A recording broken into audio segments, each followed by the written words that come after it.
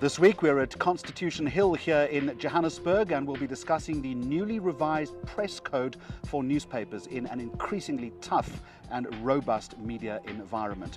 We're also in conversation with one of the country's leading radio thinkers about how to sell the medium to advertisers. A very warm welcome to Mags on Media.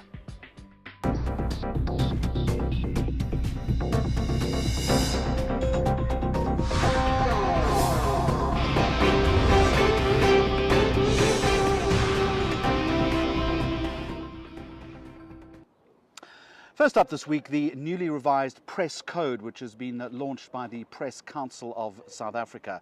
And in it, according to the Press Ombudsman, Thloloe, it aims to get journalists to practice a better class of excellence. Let's join Thloloe now, along with media lawyer Darion Milo from the law firm Wentzel.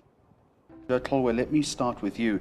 The revised press code has been launched in an effort, you say, to get journalists to commit to excellence. My question to you is, right now, where is that excellence lacking, in your opinion? I think the media in this country are doing extremely well.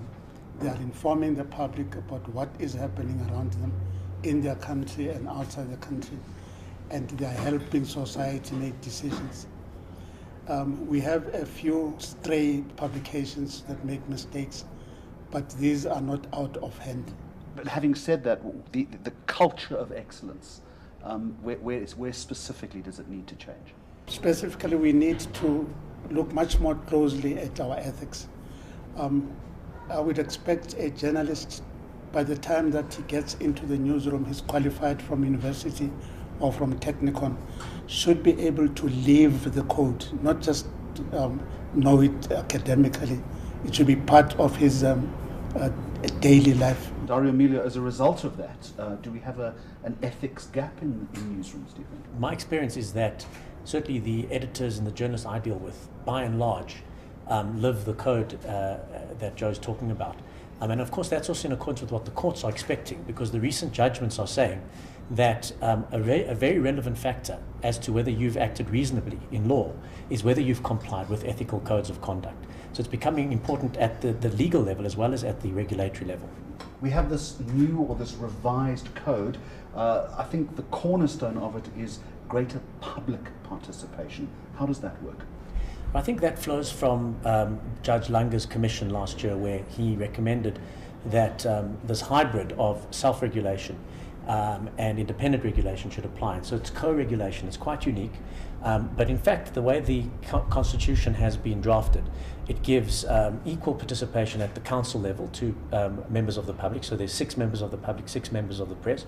Potentially greater members of the public play a role in appeals of adjudications, which is very important. So 1 member of the press and up to 3 members of the public with the judge who's sitting and hearing adjudication. And of course the institution of the public advocate, who's there to assist the public. So certainly a far more public participation, and I think that makes the system very credible and coherent. This phrase, Thloloe, members of the public, it seems to me very vague and very far-reaching. Who are these members of the public? How are they recruited?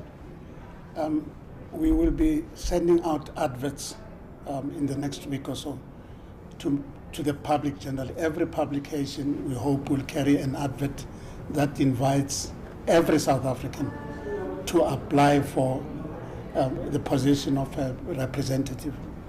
Now, these people will be people who are interested in the media, interested in the quality of media we have in this country, and also interested in press freedom, and interested in current affairs, and wanting to contribute towards improving standards. Who's going to choose them? It's the retired judge and 2 public members and 2 press members of the previous council who will sit with him doing the interviews and the shortlisting, etc. This public advocate and the outreach into newsrooms, how does that work? Well, I'm very pleased to see that, because the post of a director, full-time post, has been established within the Ombudsman, and I think the role is contemplated to be a very proactive one. So potentially, if there, for example, is a trend in the media which this person regards as problematic, there could be proactive advocacy on the part of the director to try and arrest that trend, or to try and issue guidance, to visit newsrooms, to look at quality. It's a far more proactive role than the Press Council has played in the past, which is very important. Then parallel with that, there's the public advocate.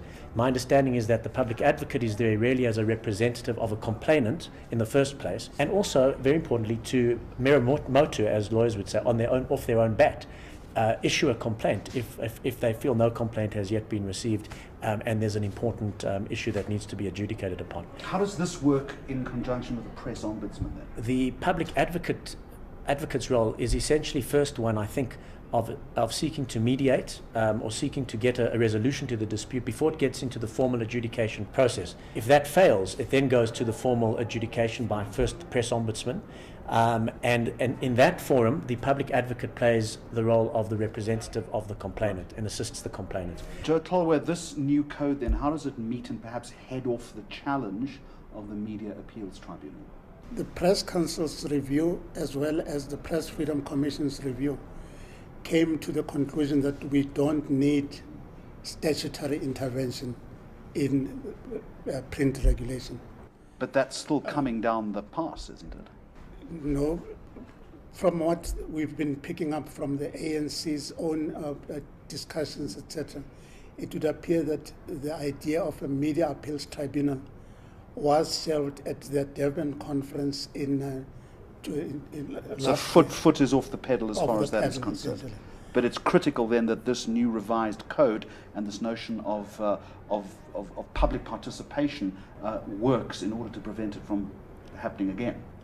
It has to work. I mean, it has to be effective to be able to ward off any fresh attempts to try and impose a statutory tribunal. We are still convinced that a statutory tribunal would be unconstitutional, because it will be a very clear interference with freedom of the press. Gentlemen, thank you very much for joining me. Appreciate your time. Thank you.